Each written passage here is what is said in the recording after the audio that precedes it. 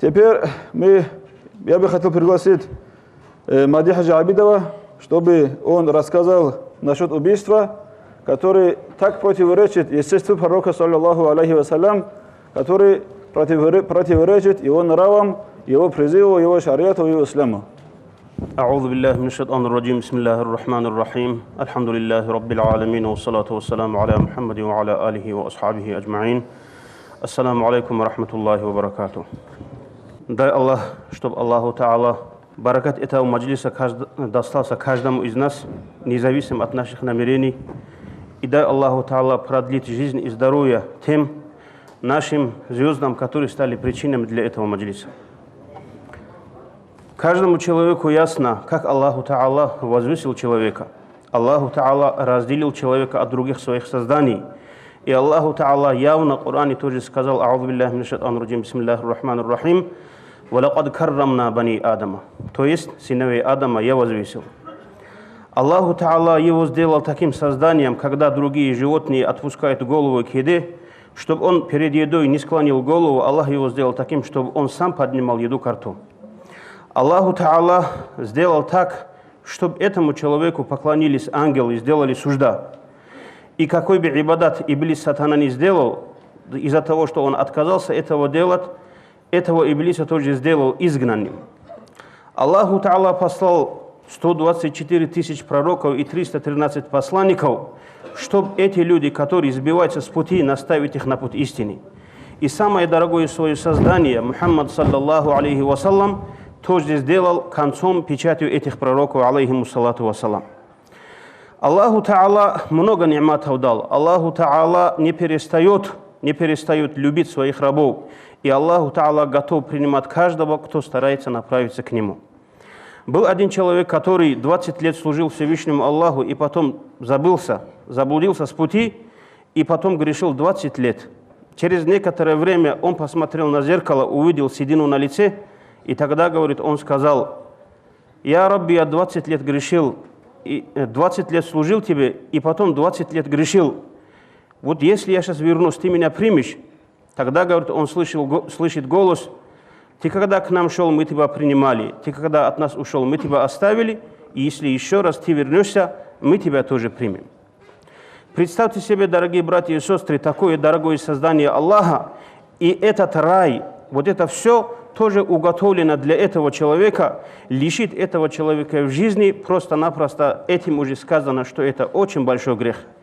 И Аллаху Та'ала, когда в Коране говорит о убийстве, вот это убийство сразу ставит за многобожием. То есть самый страшный грех – это многобожие, ширк, куфру, неверие, следом за ними идет вот это убийство. Поэтому, говоря о убийстве, Аллаху Та'ала в Коране приводит пример сыновей нашего отца Адама, алейхиссалам, пророка Кабиля и Хабиля, где один брат другому говорит: «Я тебя убью». Тогда он говорит: «Я не хочу с твоими грехами вернуться, хочу, чтобы ты взял грех вот этого убийства на себя». И Хабиль, хороший из сыновей Адама, он покорился решению Всевышнего Аллаху Та'ала, и хоть он тоже мог бы, наверное, что-то делать в ответ своему брату, он этого не сделал и не хотел вот это грех убийства на себя взять. Поэтому, кто бы на свете не будет убит, вот часть этого греха достается этому человеку, тоже Кабилю, за то, что он тот человек, который первым в этом мире сделал этот грех, значит, первый в этом мире совершил этот грех. И если, дорогие братья, взять первый физический грех, тоже получается на этом свете, это как раз-таки вот это убийство. Ну, если говорить о том, о аятах и о хадисах, которые говорят о страшности этого греха, наверное, тут говорить многое можно говорить. Я просто остановлюсь на нескольких моментах, касающихся этого убийства, потому что бывают моменты, когда кто-то хочет оправдывать это действие, называя его необходимым тоже. Ну, то, что, значит, пророк, саллаллаху алейхи вассалам, считает это грех вторым после многобожия, и то, что, значит, вот человек, который убил другого человека, он сравнивается с тем человеком, который умертвил всего человечества, это достаточно об этом. Второй момент, то, что на что хочу я обратить внимание, дорогие братья, это когда между двумя мусульманами, между двумя братьями возникает этот вопрос, вот на это очень хочется обратить внимание тоже. Потому что мумин не имеет права угрожать для мумина, плохо смотреть на мумина, направить острую вещь даже для шутки на мумина. И Аллаху Та'ала, и пророк, саллаллаху алейхи вассалам, нам об этом рассказывает. В частности, пророк, саллаллаху алейхи говорит: «Ля завану дуня ахван аля Аллахи мин катли раджулин муслим». Чтобы весь мир пропал, для Аллаха легче говорить, чем смерть одного мумина. В этом мире столько хорошего есть. В этом мире сколько приближенных рабов Всевышнего Аллаху Та'ала есть. В этом мире столько мечетей есть, медресе есть. Ну, много есть хорошего, если человек может подумать. Тем не менее, Аллаху Та'ала говорит, вот это все, чем жизнь одного мумина говорит, значит, вот это мало. И даже в одном хадисе говорится, сохранить мумина важнее, чем разрушить даже Каабу, говорит. Вот, даже если это приводит к разрушению Кааби. Следующий момент, на который хотел бы обратить внимание, это то, что из-за смуты, когда вот Аллаху Та'ала нам с вами закрывает дороги для этого греха, все, что приводит к этому моменту, тоже, дорогие братья, нельзя совершать. Например, бывает, вот человек знает, что в каком-то месте идет фитна, или же в каком-то месте люди себя ведут нехорошо, люди совершают такой грех, идти подвергать себя опасности тоже является грехом, это тоже нужно понимать. И поэтому здесь вот пророк, саллаллаху алейхи вассалям, нам указывает на наше время и говорит: «Иннаха сатакуну фитна». Будет смута, говорит: «Аль-каиду фиха хайру мин аль-каим». Человек, который сидит, он будет лучшим, чем тот, который стоит. И который стоит, тоже будет лучше, чем тот, кто идет. И который идет, тоже лучше будет, чем тот, кто бежит. Тогда, говорит, один из асхабов Саад радийаллаху анху говорит: «О посланник Аллаха, а если, говорит, кто-нибудь зайдет ко мне домой, говорит, и направит руку, чтобы убить меня?»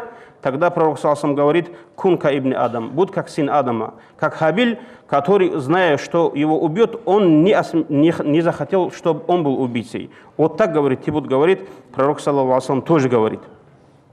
Дальше, дорогие братья и сестры, момент, на который хотел обратить внимание еще, то, что вот некоторые люди ищут хилля, ищут метод. Вот здесь недавно говорили тоже большие ученые насчет того, что когда люди приписывают другому неверие и стараются через это тоже добиться своей цели, это тоже об этом пророк, саллаллаху алейхи в свое время же сказал, саллаллаху алейхи вассалям: вы не ищите вот дороги к тому, что хотите, как евреи и как иудеи, когда Аллаху Та'ала им запретил что-то, они через хилля, говорит, через макру этого сделали. И вот тот хадис, который мы говорили недавно, тоже говорит об этом. Если посмотреть из истории наших халифов, наших имамов, ученых, они для себя, для нас не оставили ни малейшего примера, чтобы мы в своей жизни старались или искали этот грех. Посмотрите же, Сайидуна Усман, радийаллаху анху, это халиф, который, будучи ущемленным, будучи вот таким мазлюмом, его убили. Хотя Усман асхаб, радийаллаху анху, был халифом, он мог много людей собрать, он мог там тем людям, которые идут к нему, значит, тоже ответить мог, но тем не менее он этого не сделал. Он сел, будучи постящим, читал Коран и вот так принял эту смерть, чтобы не оказаться человеком, который убил другого мусульманина. И говорится, что Сайидуна Усман, радийаллаху анху, когда он там находился в этом положении, вокруг него было просто из рабов 400 человек. Его личные рабы были 400 человек. И тогда Усман, радийаллаху анху, сказал, говорит им: «Ман алка минкум силяхаху фахуа хуррун». Человек, кто бросит свое оружие на землю, то есть не будет бороться против тех, которые идут сюда, он свободен ради Аллаха. Усман асхаб сказал, вот так освободил рабов, которые не станут защищать его. Вот так, говорит Усман асхаб, радийаллаху анху, поступил. Поэтому из истории ислама тоже многие есть такие люди, которые умеют вовремя прощать, не разжигают фитна, не разжигают смуту. Из таких же людей считается человек по имени Кайс ибн Асим ат-Тамими, радийаллаху анху. Он был очень халим, человеком, который мог в свое время, значит, закрывать в себе гнев, уничтожить в себе гнев. И однажды говорит к этому человеку по имени Кайс ибн Асим: привели другого человека, его же племянника привели, привязанным, вот руки были у этого племянника привязаны, и сказали, что это его племянник убил его сына. То есть его, например, вот человек убивает своего двоюродного брата, Это говорит ему, Кайсу, когда он разговаривает с людьми. Даже когда эта вещь ему сказали, говорит, Кайс ибн Асим не прекратил даже свой разговор, завершил спокойно свой разговор, и после этого, говорит, повернулся к своему, например, племяннику и сказал: «Ябна ахи, би'са ма фаальта». О мой племянник, как же плохо ты поступил, ты совершил грех против Аллаха и разорвал отношения между родственниками и убил своего же двоюродного брата и бросил себя, говорит, на такой гибель. И после этого повернулся к своему сыну и сказал: «Вставай, говорит, о мой сын, к своему двоюродному брату и развяжи его руки, значит, и спрячь от других людей, говорит, своего двоюродного брата, матери тоже возмести, говорит, дият, потому что она не наша родственница». То есть, вот своего сына заставил отдать выкуп за его брата, чтобы это выкуп не пришлось отдать его племяннику. Вот так закрыл, говорит, на эти моменты. Видите, как эти люди на самом деле не стараются развивать фитна, не стараются. А это есть ахир замана, аламат развивать фитна, где пророк, саллаллаху алейхи говорит: «Яктулуна ахляль ислам, ва ядауна ахляль аусан». Люди, говорит, оставляют идолопоклонников и будут убивать мусульман. Это вот как раз таки говоря о нашей времени. Дальше, дорогие братья и сестры, значит, Аллаху Та'ала настолько усилил вопрос, например, убийства, что Аллаху Та'ала не дает человеку самому даже себя убить разрешение. Это тоже Аллаху Та'ала харам сделал. И Аллаху Та'ала в Коране говорит: «Бисмиллахир рахманир рахим». Вот он, что сейчас аяты читает, это вот в вечном аду этот будет гореть вот такой страшный вот наказание. Аллаху Та'ала предупреждает этого человека. Что касается о нас, наша смута, наша фитна, то, что в наше время есть, эти убийства, это, как здесь было сказано, результат наших же плохих амалов. И если мы с вами хотим, чтобы этого фитна не было, нам придется оставить свой плохой амал. Абдуллах ибн Умар, радийаллаху анху, говорит, пророк, саллаллаху алейхи вассалям, повернулся к нам и сказал: «Я ма'шар аль-мухаджирин, 5 вещей есть, говорит, если вы их достигнете, я прошу Аллаха, чтобы вы не дожили до этого, чтобы вы их не достигли. Не распространится среди людей разврат. Пока, говорит, это разврат, они уже будут явно демонстрировать. Вот тогда, говорит, Аллаху Та'ала среди них распространит болезни, которые предыдущие их отцы не видели». Это наше время, такие страшные болезни в людях, которые развратный образ жизни ведут, появляются. Это за то, что они разврат распространяли. Пророк саллаллаху дальше говорит: люди будут обвешивать людей, обманывать в весах, когда на базаре что-то будут продавать, и Аллаху Та'ала, говорит, их накажет тем, что на них пошлет насильника правителя. Вот таких людей, говорит, на них пошлет. Значит, и вот то, что мы в наше время называем инфляция, то есть всегда подорожания будут распространяться среди этих людей. Люди, говорит, когда люди будут не отдавать закат, Аллаху Та'ала, говорит, им закроет врата неба. То есть они не получат дождь. Если бы, говорит, не животные, то они дождь вообще не получили бы, говорит. И люди, говорит, не будут следовать Всевышнему Аллаху Та'ала и пророку, саллаллаху алейхи вассалам, то есть держаться за религию, они, когда прекратят, говорит, Аллаху Та'ала сделает их гибель от самих себя. Это пророк, саллаллаху алейхи вассалам, там сам в свое время нам сказал. Хотим мы, чтобы у нас, например, среди нас болезни не были, надо отойти от разврата, от прелюбодеяния, от зина.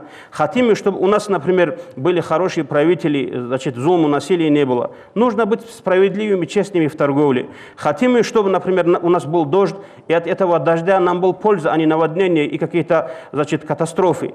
Нужно, чтобы мы, значит, отдавали закат. Хотим мы, чтобы у нас между нами фитна закончился, да вернуться к исламу, нужно вернуться к тому, что в свое время пророк, саллаллаху алейхи вассалам, а после этого наследники пророка, алейхиму салату вассалам, учат. И даже, говорит, вот есть такие птицы, хубара их называют, они, говорит, от насилия насильника на земле, они в своих гнездах погибают, говорит, настолько, говорит, вот зулму человека распространяется даже животного. Муджахид, рахималлах, тоже говорит, что животные проклинают, наана дают сыновьям Адама за то, что, говорит, когда вот прекращается дождь, например, и бывает засуха, за то, что они знают, эти животные, что эта засуха идет из-за грехов человека.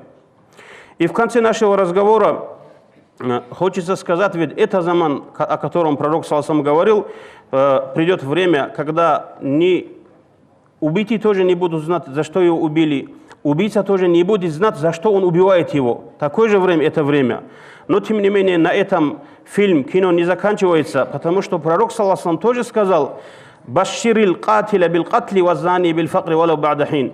Обрадуй, говорит, убийцу убийством, то есть тем, что он сделал, не заканчивается. Аллах пошлет к нему человека, который с ним тоже вопрос решит.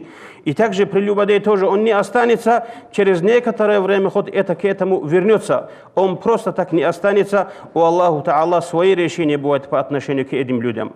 Но наше время, наша задача, значит, отдалиться от этого, не показывать нашим детям этот проступок, этот грех красивым, потому что ни одного фильма нету, ни одного рекламы нету, где человек не убивает другого человека, где вот не проливается кровь. Уже фильм не интересен, если убийства в этом нету. Этим нас учат. Нам нужно учить себя и других тоже, чтобы мы ценили человека, потому что Аллаху Та'ала оценил его, значит, и чтобы мы делали те действия, те деяния, которые Аллаху Та'ала нас освободит от этого балаха ахир замана. Вассаламу алейкум ва рахматуллахи ва баракатуху.